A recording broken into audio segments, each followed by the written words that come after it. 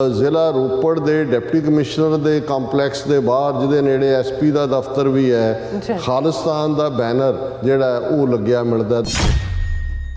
ਉਸ ਥਾਂ ਦੇ ਉੱਤੇ ਆ ਕੇ ਹਿੰਦੂ ਤਵੀਆਂ ਦੀ ਇੱਕ ਵੱਡੀ ਭੀੜ ਨੇ, ਉਹਨਾਂ ਦੀਆਂ RSS ਦੀਆਂ ਜਥੇਬੰਦੀਆਂ ਨੇ ਜਿਹੜਾ ਇੱਕ ਵੱਡਾ ਪ੍ਰੋਟੈਸਟ ਕੀਤਾ ਕਿ ਜੀ ਇਹ ਤਾਂ ਖਾਲਿਸਤਾਨੀ ਆ ਗਏ ਤੇ ਇੱਧਰ ਹੋ ਗਿਆ ਤੇ ਉੱਧਰ ਹੋ ਗਿਆ।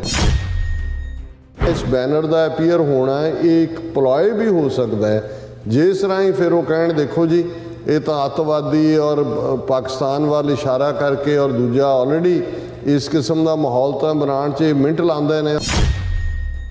ਮਾਹੌਲ ਤਿਆਰ ਕੀਤਾ ਜਾ ਰਿਹਾ ਹੈ ਸਿੱਖ ਜਵਾਨੀ ਦੀ ਨਸਲਕੁਸ਼ੀ ਦੇ ਲਈ, ਔਰ ਇਹਨੂੰ ਜਿਹੜਾ ਹੈ ਇਸ ਕਿਸਮ ਦੀਆਂ ਘਟਨਾਵਾਂ ਆਉਣ ਵਾਲੇ ਦਿਨਾਂ 'ਚ ਹੋਰ ਵੀ ਵਾਪਰਾਈਆਂ ਜਾ ਸਕਦੀਆਂ।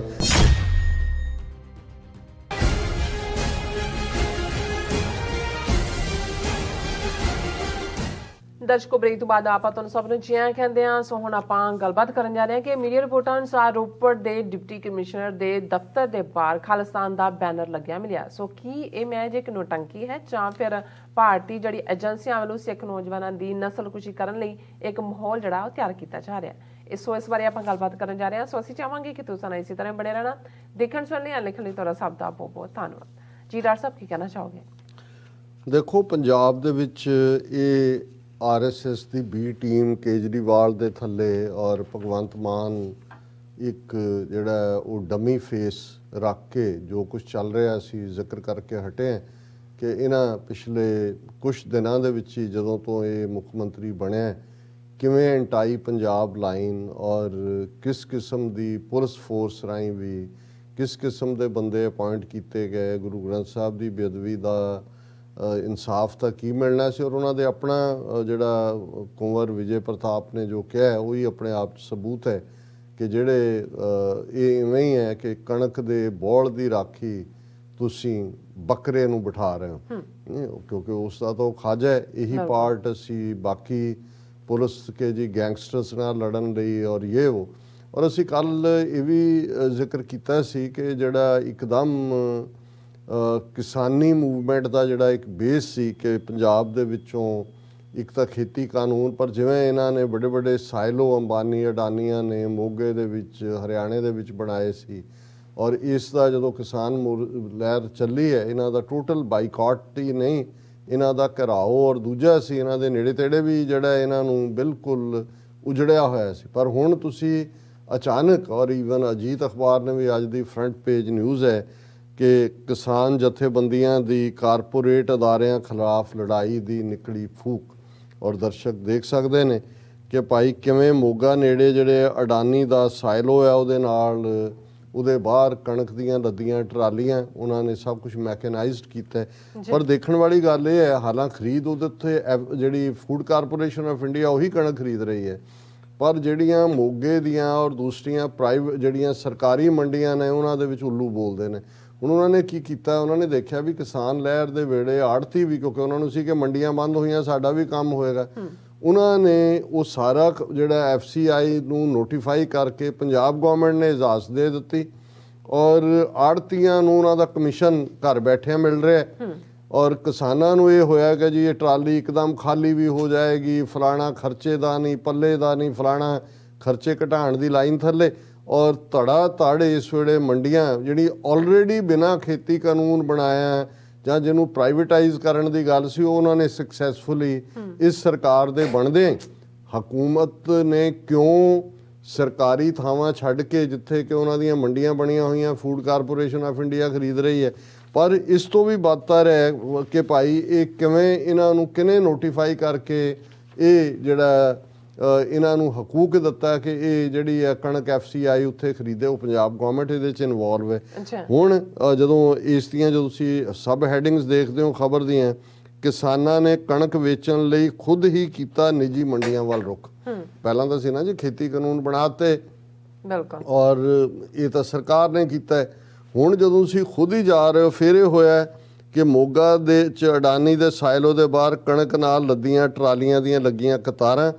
ਔਰ ਲੋਕ ਪੁੱਛ ਰਹੇ ਨੇ ਕਿੱਥੇ ਹੈ ਕਿਸਾਨ ਮੋਰਚਾ, ਕਿੱਥੇ ਨੇ 34 ਜਥੇਬੰਦੀਆਂ, ਉਹਨਾਂ ਦਾ ਕੀ ਹੈ, ਉਹਨਾਂ ਦੀ ਅਗਵਾਈ ਕਿੱਥੇ ਹੈ। ਸੋ ਕੁੱਲ ਮਿਲਾ ਕੇ ਉਹਨਾਂ ਨੇ ਆਲਰੇਡੀ ਜਿਹੜੀ ਆਰਥਿਕ ਲੁੱਟ ਖਸੁੱਟ ਜਾਂ ਪ੍ਰਾਈਵੇਟਾਈਜੇਸ਼ਨ ਕਰਨ ਦੀ ਉਹਨਾਂ ਦੀ ਪ੍ਰਾਈਵੇਟਾਈਜ਼ ਕਰਨ ਦੀ ਲਾਈਨ ਸੀ, ਉਸ ਦੇ ਉੱਤੇ ਉਹਨਾਂ ਨੇ ਕੰਮ ਸ਼ੁਰੂ ਕਰਤਾ ਹੈ। ਸੋ ਮਤਲਬ ਤੁਸੀਂ ਪਹਿਲੇ ਜਿਹੜਾ ਕੁਝ ਦਿਨਾਂ ਦੇ ਵਿੱਚ ਹੀ 10 ਮਾਰਚ ਨੂੰ ਚੋਣ ਨਤੀਜੇ ਆਉਂਦੇ ਨੇ ਔਰ ਅਜੇ ਅਸੀਂ ਜਿਹੜਾ ਟੱਚ ਕੀਤਾ 4 ਹਫ਼ਤੇ ਵੀ ਨਹੀਂ ਹੋਏ ਆ ਇਹਨਾਂ ਨੂੰ ਪ੍ਰੋਪਰਲੀ ਸਹੁੰ ਚੁੱਕੇ ਹਾਂ ਔਰ 4 ਹਫ਼ਤਿਆਂ ਦੇ ਵਿੱਚ ਤੁਸੀਂ ਸਾਰੀ ਤਬਦੀਲੀ ਦੇਖ ਰਹੇ ਹੋ।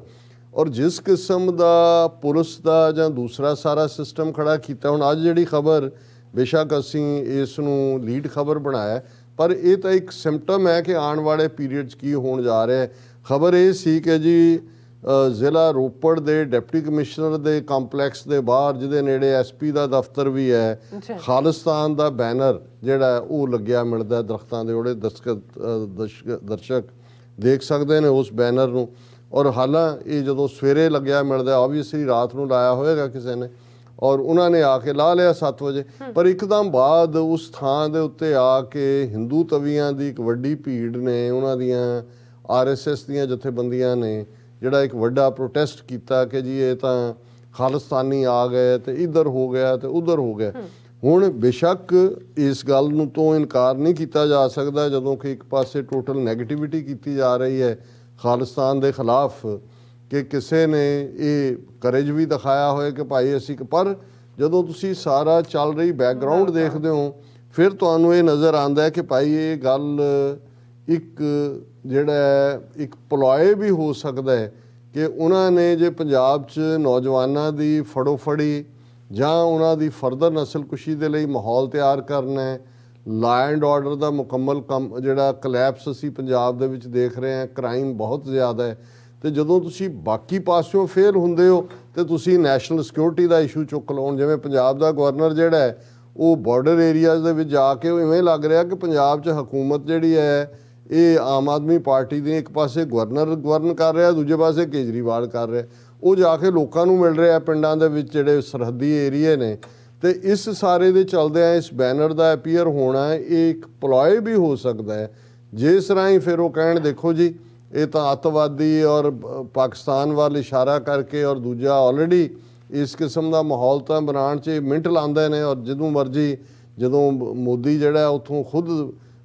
ਨਿਕਲਿਆ ਕਿਉਂਕਿ ਉਹਨੂੰ ਸੁਣਨ ਲਈ ਲੋਕ ਨਹੀਂ ਸੀ ਆਏ ਹੋਏ, ਤੇ ਇਹ ਕਹਿ ਕੇ ਜੀ ਸਰਹੱਦ ਤੋਂ ਇੰਨੀ ਨੇੜੇ ਔਰ ਉਹਦੇ ਤੇ ਹਮਲਾ ਹੋ ਸਕਦਾ ਸੀ ਦੂਜੇ ਪਾਸਿਓਂ, ਤੇ ਉਹ ਵੀ ਮੈਸੇਜ ਦੇ ਰਿਹਾ ਕਿ ਮੈਂ ਜ਼ਿੰਦਾ ਵਾਪਸ ਆ ਗਿਆ ਹੂੰ। ਸੋ ਮੈਨੂੰ ਇਹ ਲੱਗਦਾ ਕਿ ਵੀ ਇਹ ਇੱਕ ਮਾਹੌਲ ਤਿਆਰ ਕੀਤਾ ਜਾ ਰਿਹਾ ਹੈ ਸਿੱਖ ਜਵਾਨੀ ਦੀ ਨਸਲਕੁਸ਼ੀ ਦੇ ਲਈ, ਔਰ ਇਹਨੂੰ ਜਿਹੜਾ ਹੈ ਇਸ ਕਿਸਮ ਦੀਆਂ ਘਟਨਾਵਾਂ ਆਉਣ ਵਾਲੇ ਦਿਨਾਂ 'ਚ ਹੋਰ ਵੀ ਵਾਪਰਾਈਆਂ ਜਾ ਸਕਦੀਆਂ। ਅਦਰਵਾਈਜ਼ ਜਿਵੇਂ ਹਿੰਦੂ ਤਵੀਆਂ ਦਾ ਇੱਕਦਮ ਪ੍ਰੋਟੈਸਟ ਹੋਣਾ, ਔਰ ਜਦੋਂ ਅਸੀਂ ਈਵਨ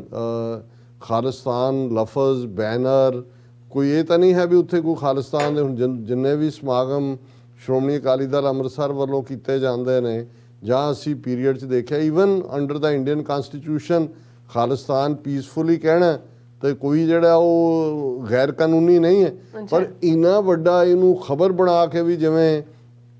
ਪ੍ਰੋਜੈਕਟ ਕੀਤਾ ਗਿਆ ਪੂਰੇ ਮੀਡੀਆ ਦੇ ਵਿੱਚ ਔਰ ਨਾਲ ਦੀ ਨਾਲ ਪ੍ਰੋਟੈਸਟ ਵੀ ਹੁੰਦਾ। ਮੈਨੂੰ ਇਹ ਲੱਗਦਾ ਹੈ ਕਿ ਇਹ ਜ਼ਮੀਨ ਤਿਆਰ ਕੀਤੀ ਜਾ ਰਹੀ ਹੈ ਆਉਣ ਵਾਲੇ ਪੀਰੀਅਡ ਸਿੱਖ ਨੌਜਵਾਨੀ ਦੀ ਅੱਗੋਂ ਨਸਲਕੁਸ਼ੀ ਕਰਨ ਦੀ। ਡਾਕਟਰ ਸਾਹਿਬ ਤੁਹਾਡਾ ਬਹੁਤ ਬਹੁਤ ਸ਼ੁਕਰੀਆ ਸਾਥ ਲੈਣੇ ਬ੍ਰੇਕ। ਵਿਊਅਰਸ ਤੁਸੀਂ ਇਸੇ ਤਰ੍ਹਾਂ ਬਣੇ ਰਹਿਣਾ, ਮਿਲਦੇ ਹਾਂ ਛੋਟੇ ਜਿਹੇ ਵਕਫੇ ਤੋਂ ਬਾਅਦ।